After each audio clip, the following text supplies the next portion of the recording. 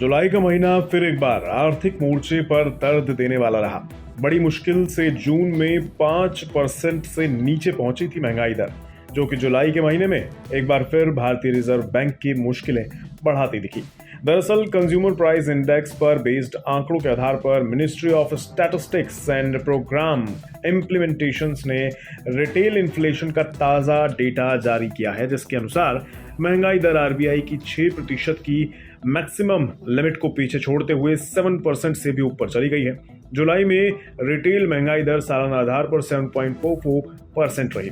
ये बीते 15 महीनों में महंगाई का सबसे ऊंचा लेवल है। शहरी महंगाई दर बढ़कर 7.20% पर आ गई है, जो कि जून में 4.96% थी। वहीं ग्रामीण महंगाई दर बढ़कर 7.63% पर आ गई है, जो कि जून में 4.72% थी। इस लिहाज से देखें तो आरबीआई की 6% की लिमिट से ये 1.44% ज्यादा है, जबकि बीते साल जुलाई 2022 में महंगाई दर 6.71% थी। यानी इस बार पिछले साल का रिकॉर्ड भी टूट गया है। अगर आप नहीं जानते कि रिटेल महंगाई किस कारण से सबसे ज्यादा अफेक्ट होती है, तो चलिए समझते हैं। रिटेल महंगाई के कैलकुलेशन में सबसे अहम रोल होता है कंज्यूमर फूड प्राइस इंडेक्स का। ये खाने पीने की चीजों में बढ़ने वाली महंगाई को दिखाता है। इसके हिसाब से अगर देखें तो जुलाई में फूड इन्फ्लेशन रेट 11.51% रहा है, यानी खाने पीने का सामान 11.51% तक महंगा हो गया है। जुलाई के आंकड़े दिखाते हैं कि सबसे ज्यादा महंगाई सब्जियों और मसालों में दिखी है। जैसे कि जुलाई के महीने में सब्जियां 37.34% तक महंगी हुई हैं। इसी तरह मसालों की महंगाई 21.63% तक रही है। इसके अलावा दालों और अनाज की महंगाई दर 13% तक बढ़ी है। वहीं खाद्य तेलों की कीमतें 16.80% तक गिर गई हैं। अगर आप नहीं समझे कि सीपीआई यानी कंज्यूमर प्राइस इंडेक्स होता क्या है, तो बता दें, ग्राहक के तौर पर आप रिटेल मार्केट से जब सामान खरीदते हैं, इससे जुड़ी कीमतों में हुए बदलाव को दिखाने का जो काम है वो कंज्यूमर प्राइस इंडेक्स यानी सीपीआई करता है। हम सामान और सर्विसेज के लिए जो औसत मूल्य चुकाते हैं, उसी को सीपीआई मापता है।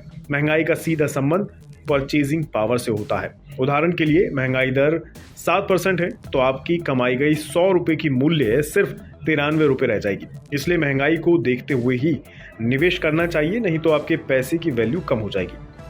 महंगाई का बढ़ना और घटना प्रोडक्ट की डिमांड और सप्लाई पर निर्भर करता है। ये हमेशा ध्यान रखें। अगर लोगों के पास पैसा ज्यादा होगा तो वे ज्यादा चीजें खरीदेंगे। ज्यादा चीजें खरीदने से चीजों की डिमांड बढ़ेगी और डिमांड के मुताबिक सप्लाई नहीं होने पर इन चीजों की कीमतें बढ़ेंगी। इस लिहाज से बाजार महंगाई की चपेट में आ जाता है। सीधे शब्दों में कहें तो बाजार में पैसों का ज्यादा बहाव या चीजों की शॉर्टेज महंगाई का कारण बनती है। वहीं अगर डिमांड कम होगी और सप्लाई ज्यादा तो महंगाई कम होगी। इसी को मैनेज करने के लिए आरबीआई ब्याज में पैसों के बहाव यानी लिक्विडिटी को कम करती है और फिर रिजर्व बैंक रेपो रेट बढ़ा देता है, जो कि आपने बीते समय में देखा भी होगा। उम्मीद है आपको ये जानकारी पसंद आई होगी। बिस्तक आपके लिए लाया है प्रीमियम मेंबरशिप प्रोग्राम, जहां आपको मिलेंगे कई सारे फायदे, जिनमें मार्केट न्यूज़लेटर, लाइव चैट पर आपके सवालों के सबसे पहले जवाब, मार्केट आउटलुक, वीकेंड पर मार्केट स्कैन, एंकर्स के साथ चैट और भी बहुत कुछ। इस प्रीमियम सब्सक्रिप्शन में 3 तरह के प्लान हैं, सिल्वर, गोल्ड और प्लैटिनम, जिनकी शुरुआत मात्र 159 रुपए महीने से होती है। इससे जुड़ना भी बेहद आसान है। बिस्तक के YouTube चैनल पर जाएं, ज्वाइन बटन पर क्लिक करें और अपना प्लान सिलेक्ट करें। बस बन गए आप हमारे प्रीमियम मेंबर।